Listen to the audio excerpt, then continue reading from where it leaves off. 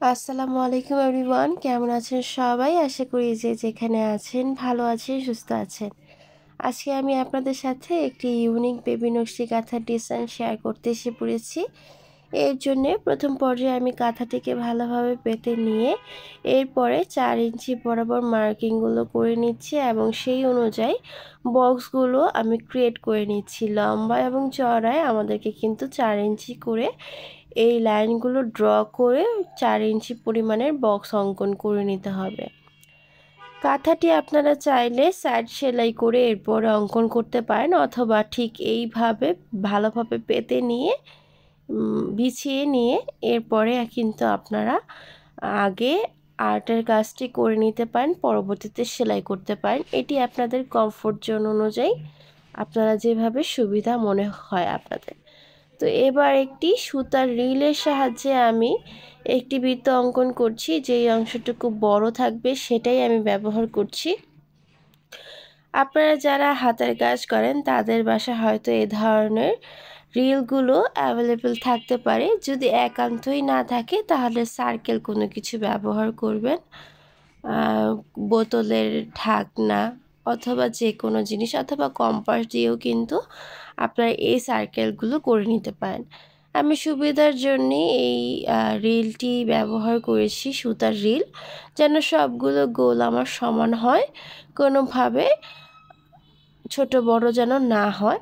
তো আপনারা দেখতে পাচ্ছেন একটি লাইন বাদ রেখে আমি পরবর্তী লাইনে এই বৃত্তগুলো অঙ্কন করে নিচ্ছি। সবগুলোতে অঙ্কন করা হয়ে গেলে প্রতিটি সাইডে আমি দুটো করে মার্ক করে নিচ্ছি, পয়েন্ট আউট করে নিচ্ছি। এখানে আমি ডিজাইন অঙ্কন করব। তো প্রতিটি বৃত্ততে আমাদেরকে ঠিক এইভাবে পয়েন্ট আউট করে নিতে হবে।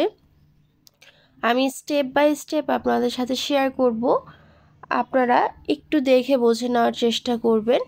আমি সম্পূর্ণ ডিটেলসে আপনাদেরকে দেখাচ্ছি, স্কিপ না করে দেখার চেষ্টা করবেন, তাহলে কিন্তু ডিজাইনটি ভালোভাবে বুঝতে পারবেন।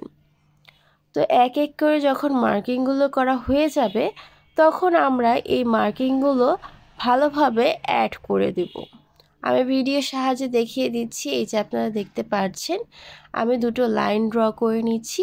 ঠিক এইভাবেই গোল করে, সামান্য একটু গোল করে আমাদেরকে এই লাইনগুলো ড্র করে নিতে হবে। আশা করি আজকের এই ডিজাইনটি আপনাদের সকলের কাছে ভালো লাগবে। ভালো লাগলে অবশ্যই লাইক, কমেন্ট এবং বন্ধুদের সাথে শেয়ার করতে ভুলবেন না।